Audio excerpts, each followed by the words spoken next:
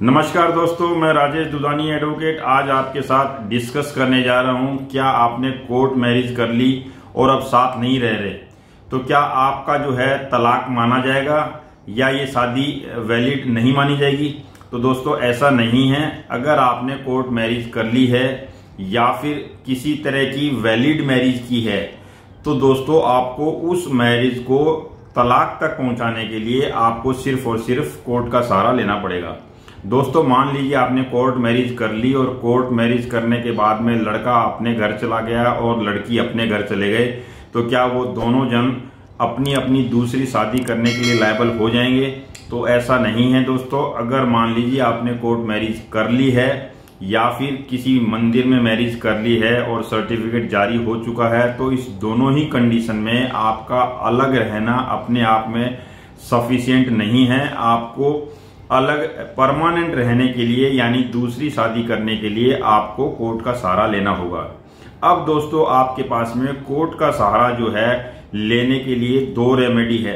एक ये है कि आप म्यूचुअल डिवोर्स फाइल कर सकते हैं। मान लीजिए आप दोनों के बीच में रजामंदी हो जाती है कि अब अपनों को अलग अलग रास्ते अपनाने हैं, यानी हम साथ नहीं रह सकते, तो आपके पास में एक रेमेडी ये है कि आप शादी से होने के 1 साल बाद, यानी आपका जो शादी के बाद में जब से आप अलग रह रहे हैं उसके 1 साल बाद में आप कोर्ट का दरवाजा खटखटा सकते हैं और वहां जाके आप अपनी शादी का तलाक लेने के लिए यानी डिवोर्स के लिए आप म्यूचुअल कंसेंट की डिवोर्स फाइल कर सकते हैं।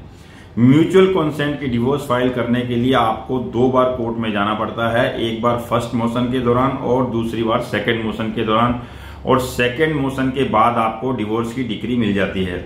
ये तो हुआ आपका, अगर आपने म्यूचुअल डिवोर्स फाइल कर दिया तो आपको डिवोर्स मिल जाएगा तुरंत। लेकिन दोस्तों मनमुटाव इतने ज्यादा बढ़ चुके हैं कि दोनों ही पार्टी एक दूसरे को तलाक देने के लिए राजी नहीं है। उस कंडीशन में आपके पास में जो रेमेडी है वो है कंटेस्टेड डिवोर्स का केस फाइल करना। और कंटेस्टेड डिवोर्स का जो केस है उसको फाइल करने के लिए आपके पास में जो नॉर्मल रेमेडीज होती है वो ये है कि क्रूअलिटी के बेस पे, डिजर्शन के बेस पे या फिर एडल्ट्री के बेस पे, ये 3 ज्यादातर देखने को आते हैं।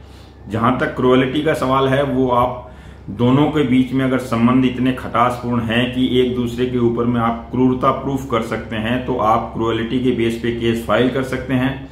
और दूसरा जो है आप डिजर्शन के बेस पे, लेकिन फिर डिजर्शन के बेस पे अगर आप केस फाइल करते हैं तो आपके पास में 2 साल का पीरियड होना जरूरी है, यानी आप 2 साल से सेपरेट रह रहे हैं तभी आप डिजर्शन की प्ली ले सकते हैं। तो ऐसी कंडीशन में आपके पास में जो रेमेडी इमीडिएट बचती है वो ये है कि आप जो है किसी भी कोर्ट में कंटेस्टेड डिवोर्स का केस फाइल कर सकते हैं on the ground on the basis of क्रूअलिटी।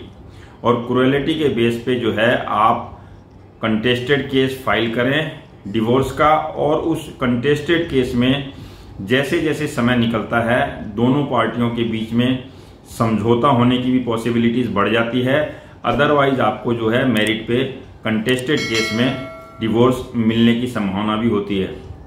तो दोस्तों मान लीजिए अगर आपने शादी कर ली है और शादी करने के बाद में आप अलग रह रहे हैं तो आपके पास में अब रेमेडी ये है कि आप जो है डिवोर्स का केस कोर्ट में फाइल कर सकते हैं। लेकिन उससे पहले आप ये पॉसिबिलिटी जरूर तलाशें कि दोनों पक्षों के बीच अगर समझौता हो जाता है तो फिर म्यूचुअल डिवोर्स में जाएं और म्यूचुअल डिवोर्स में जाके आप अपनी जो है डिक्री ऑफ डिवोर्स लेके अपनी दूसरी शादी के लिए लायबल हो सकते हैं।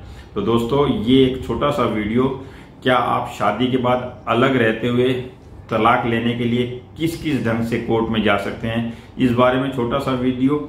अगर आपको अच्छा लगा हो तो इसे लाइक, शेयर और सब्सक्राइब जरूर करें और साथ में बेल आइकन को प्रेस कर दें ताकि मेरा नया वीडियो आप तक सबसे पहले पहुंचे। और अभी तक अगर आपने मेरा ये चैनल सब्सक्राइब नहीं किया है तो मेरी आपसे गुजारिश है कि ये चैनल भी आप सब्सक्राइब कर दें। नमस्कार, धन्यवाद।